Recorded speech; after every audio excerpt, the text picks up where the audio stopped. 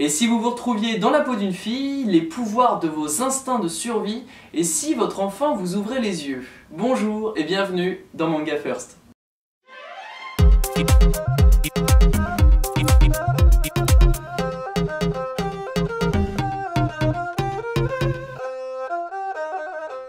Nous en sommes au 12e épisode et cette semaine je vous présente un seinen, un shonen et un yaoi. Le seinen s'appelle Dans l'intimité de Marie de Chuzo Oshimi aux éditions Akata. Très attiré par une magnifique lycéenne qu'il voit tous les jours à la supérette de son quartier, Isao Komori décide un soir de la suivre. C'est alors qu'un événement inattendu se produit et Isao se réveille comme par enchantement dans la peau de cette jeune fille. Il devra alors se faire passer pour Marie, la fille la plus populaire du lycée.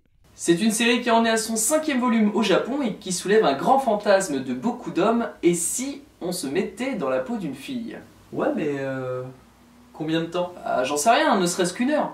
Ou un jour, avec des boobs et tout. Bah ouais, la totale. Ah ouais.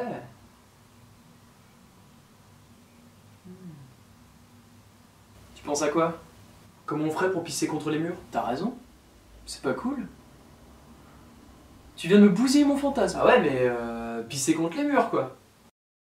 Le shonen de cette semaine s'appelle Arachnid, volume 1 aux éditions Soleil. Alice est une lycéenne pas vraiment populaire qui vit avec son oncle tyrannique. Un jour, ce dernier est assassiné sous ses yeux par un homme surnommé l'araignée.